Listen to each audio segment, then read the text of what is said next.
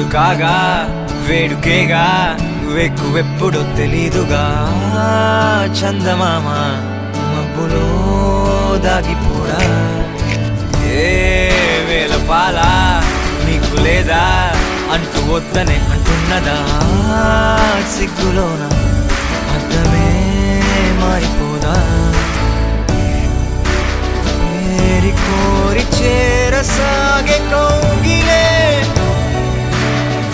ఏది ఏది చేరే చోటనే కౌగిలిరుకు ఆయనే తగిలే పసిడి ప్రాణమే